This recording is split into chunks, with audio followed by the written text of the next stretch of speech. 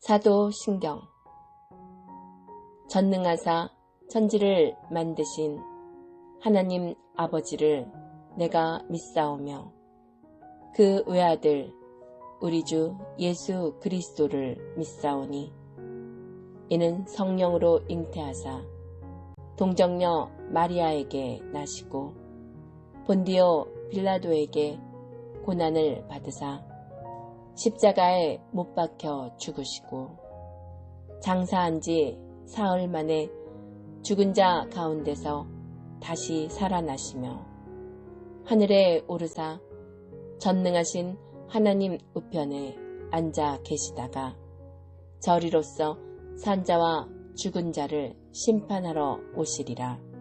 성령을 믿사오며 거룩한 공예와 성도가 서로 교통하는 것과 죄를 사하여 주시는 것과 몸이 다시 사는 것과 영원히 사는 것을 믿사옵나이다.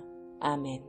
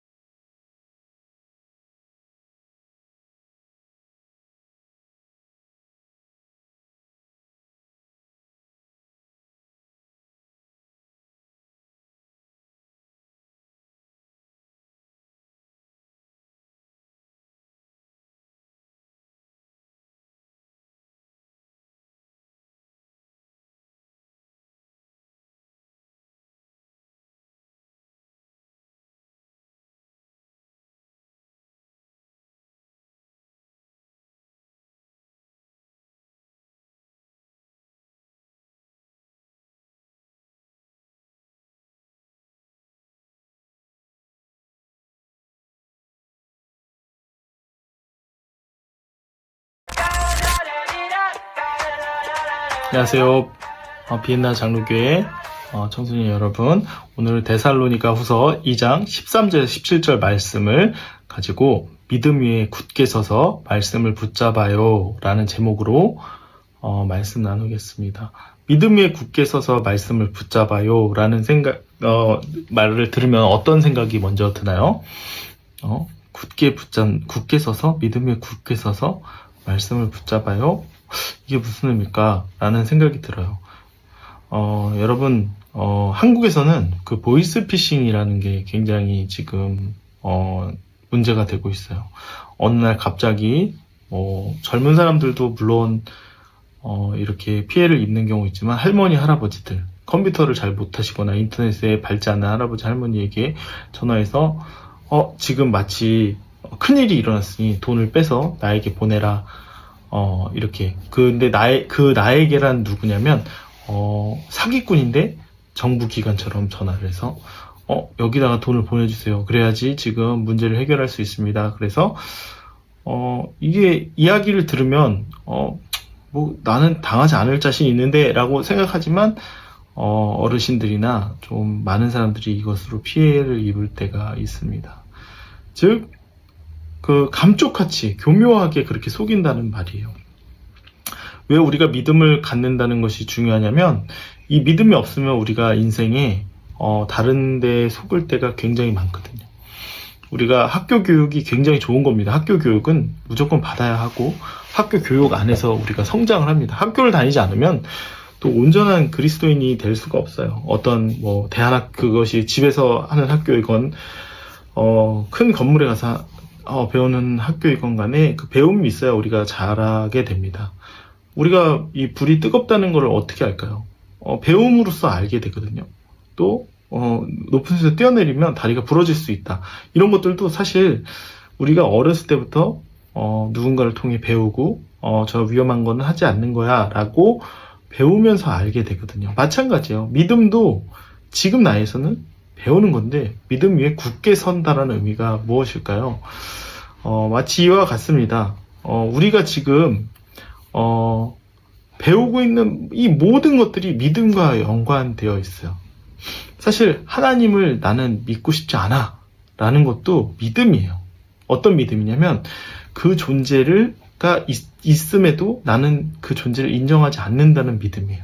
있는데 있다고 믿으면 제일 좋겠죠. 그런데 거부하는 사람들도 있고 진리가 여러 개다라고 하는 사람도 있고 복잡한 문제가 있지만 오늘 목사님은 복잡한 걸 이야기하는 것이 아니라 우리가 지금 어떤 믿음에 있냐라는 것이에요. 이 세상은 죄로 인해서 지금 멸망으로 가고 있다라고 이야기합니다. 우리가 뭐 전쟁도 지금 보고 있고 기후변화도 보고 있고 여러 가지 현상들을 보고 있죠. 지구가 굉장히 계속 급속도로 아프고 안타까운 현상들이 일어나고 있습니다.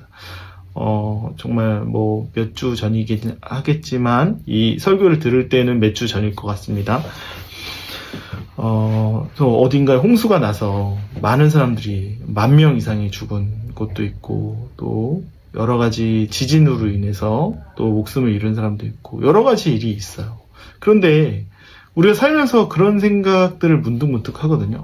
갑자기 이렇게 허무하게 사람들이 없어지고 죽게 되면 무슨 의미가 있을까라고 얘기하는데 성경은 거기서 믿어야 된다라고 얘기하는 부분이 있어요. 우리는 이 삶에서 끝나는 것이 아니라 영원한 하나님 나라를 간다라는 거예요. 영생이 있다라는 거예요. 즉 돌려 이야기하지 않고 영생이 있는데 그 영생을 주시는 분은 유일하게 예수 그리스도의 보혈의 능력 또 예수 그리스도와 연합된 자라고 성경은 이야기하고 있어요.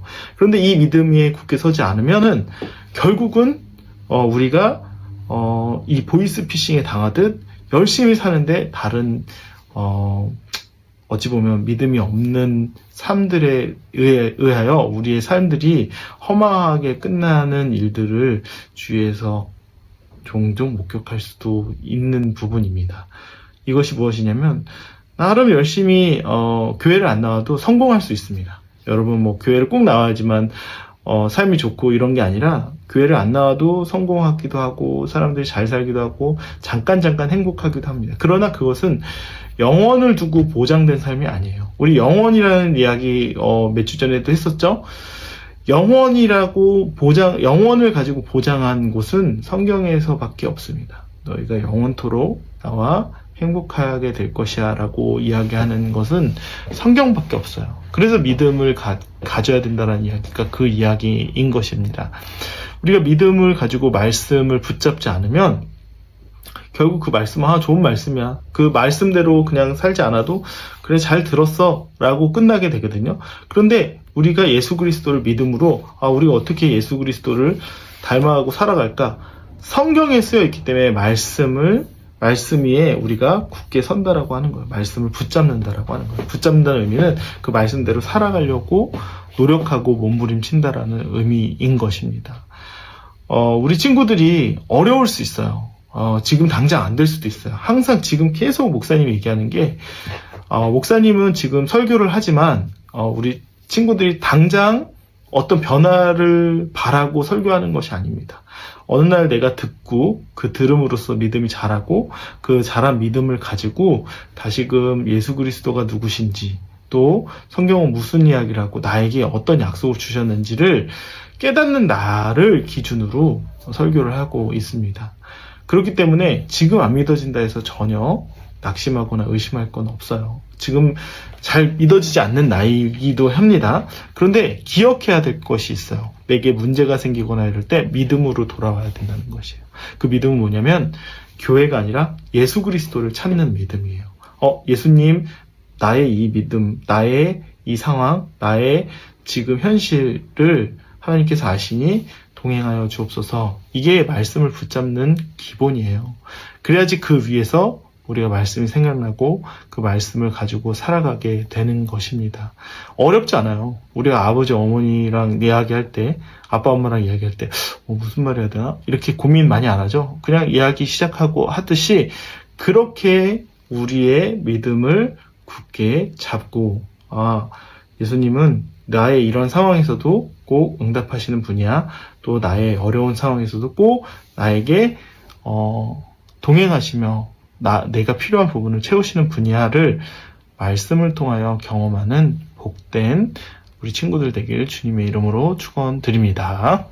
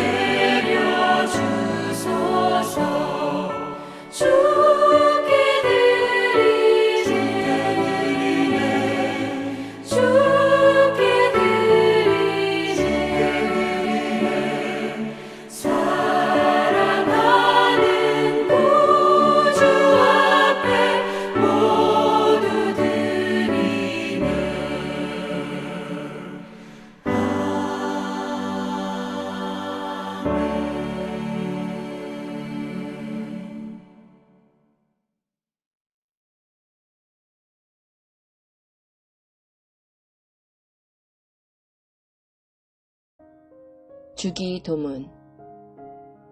하늘에 계신 우리 아버지여, 이름이 거룩히 여김을 받으시오며 나라가 임하시오며 뜻이 하늘에서 이루어진 것 같이 땅에서도 이루어지이다.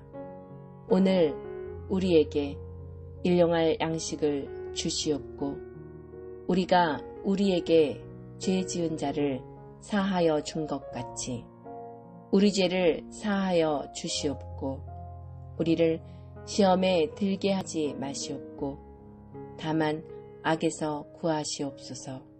나라와 권세와 영광이 아버지께 영원히 있사옵나이다. 아멘.